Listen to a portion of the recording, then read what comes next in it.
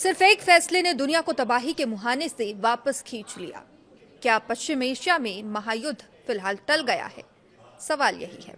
नमस्कार, आप देखना शुरू कर चुके हैं न्यूज 18 का डिजिटल प्लेटफॉर्म और मैं हूं आपके साथ सृष्टि शेखर। जरा सोचिए, कुछ ही घंटों में मिसाइलें दागी जाने वाली हो और दुनिया के सबसे अहम तेल मार्ग बंद होने की कगार पर हो। खाड़ी के देशों में हाई अलर्ट लगा हो और पूरी दुनिया की निगाहें सिर्फ एक फैसले पर टिकी हो। ऐसी ही कुछ स्थिति उस समय बन गई जब रिपोर्ट सामने आई कि अमेरिका और इजराइल ईरान के ऊर्जा ठिकानों पर बड़े सैन्य हमले की तैयारी कर रहे हैं। लेकिन तभी एक ऐसा मोड़ आया जिसने पूरे पश्चिम एशिया को राहत की सांस लेने का मौका दिया। रिपोर्ट्स के मुताबिक अमेरिकी राष्ट्रपति डोनाल्ड ट्रंप ने फिलहाल सैन्य कार्रवाई टालने का फैसला किया है। सवाल यह है कि आखिर आखिरी समय पर ऐसा क्या हुआ कि हमला रुक गया?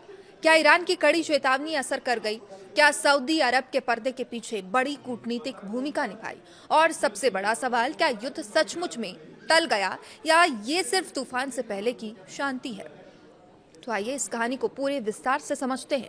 रिपोर्ट्स के अनुसार शुक्रवार को ये खबर सामने आई कि अमेरिका और इजराइल ईरान के ऊर्जा ढांचे पर बड़े पैमाने पर हमले की तैयारी में हैं।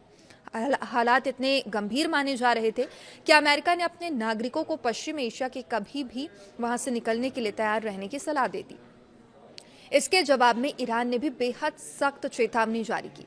ईरानी अधिकारियों ने संकेत दिया कि अगर अमेरिका या इजराइल ने हमला किया तो जवाब केवल उन्हीं तक सीमित नहीं रहेगा, बल्कि खाड़ी क्षेत्र के ऊर्जा ठिकाने, तेल सुविधाओं और रणनीतिक ढांचे भी निशाने पर आ सकते हैं। यानी मामला सिर्फ दो देशों के बीच संघर्ष का नहीं हो जाता, बल्कि पूरे पश्चिम एशिया के युद्ध में बदलने की आशंका पैदा हो गई थी।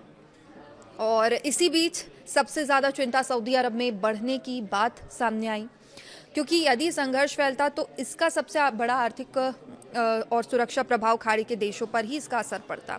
अब रिपोर्ट्स के मुताबिक सऊदी क्राउन प्रिंस मोहम्मद बिन सलमान ने अमेरिकी राष्ट्रपति ट्रंप से बातचीत की और तनाव कम करने की अपील की।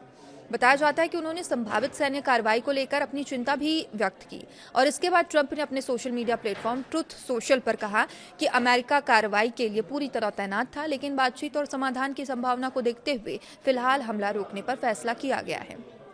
उन्होंने ये भी कहा कि यदि तेजी से समझौता होता तो स्ट्रेट हॉर्मुज पूरी तरह खुला रहता और ईरान के परमाणु कार्यक्रम को लेकर समाधान निकलता है अगर, तो सैन्य कार्रवाई की जरूरत नहीं पड़ेगी। हालांकि ये भी स्पष्ट किया गया कि स्थायी फैसला नहीं है, यानी अगर बातचीत असफल होती है या हालात फिर बिगड़ते हैं तो सैन्य विकल्प दोबारा सामने आ सकते हैं। अब सवाल उठता है कि आखिर स्ट्रेट ऑफ हॉर्मुज इतना इंपॉर्टेंट क्यों है, महत्वपूर्ण क्यों है? दुनिया के समुद्री तेल व्यापार का बड़ा हिस्सा इसी सक्रिय जलमार्ग से होकर गुजरता है। खाड़ी के कई बड़े देश, उत्पादक देशों का निर्यात इसी रास्ते पर निर्भर करता है और यदि यहाँ आवाजाही बाधित होती है तो पूरी दुनिया में तेल की सप्लाई प्रभावित हो सकती है। रिपोर्ट्स में यह भी कहा गया कि क्षेत्रीय तनाव बढ़ने के बाद हॉर्मुज में जहाजों की सुरक्षा को लेकर चिंताएं बढ़ गई है, जिससे वैश्विक ऊर्जा बाजार पर दबाव देखने को मिला है। हालांकि सऊदी अरब के पास एक रणनीतिक विकल्प मौजूद है और इसके पास पर्शियन गल्फ और लाल सागर दोनों एक तक पहुंचे हैं। ऐसे में वो अपनी ईस्ट वेस्ट पाइपलाइन के जरिए तेल को यानबू बंदरगाह तक पहुंचाकर लाल सागर के रास्ते निर्यात जारी रख सकता है। लेकिन ये विकल्प भी पूरी तरह जोखिम से मुक्त नहीं माना जा रहा, क्योंकि लाल सागर और बाब अल मंदेब क्षेत्र में ईरान समर्थित हूती विद्रोहियों को गतिविधियां पहले से अंतर्राष्ट्रीय चिंता का विषय रही है। यदि क्षेत्रीय युद्ध बढ़ता है तो समुद्री व्यापार के इस वैकल्पिक मार्ग पर भी खतरा बढ़ सकता है। यही कारण माना जा रहा है कि सऊदी अरब किसी बड़े सैन्य संघर्ष से बचना चाहता है। इस पूरे घटनाक्रम का असर वैश्विक बाजारों पर भी दिखाई दिया। ऊर्जा आपूर्ति को लेकर बड़ी अनिश्चितता ने तेल की कीमतों पर दबाव डाला और निवेशकों की चिंता बढ़ाई। विशेषज्ञों का मानना है कि यदि पश्चिम एशिया में व्यापक युद्ध छिड़ता है तो इसका असर केवल तेल बाजार तक सीमित नहीं रहेगा। वैश्विक व्यापार, महंगाई, शिपिंग लागत और कई देशों की अर्थव्यवस्था पर इसका व्यापक प्रभाव पड़ सकता है। अब सबसे अहम सवाल, क्या युद्ध टल गया है? इसका जवाब फिलहाल पूरी तरह हाँ या नहीं में देना मुश्किल है। एक तरफ सैन्य कार्रवाई फिलहाल टालने की बात कही गई है, दूसरी तरफ अमेरिका ने संकेत दिया है कि यह फैसला परिस्थितियों पर निर्भर करेगा।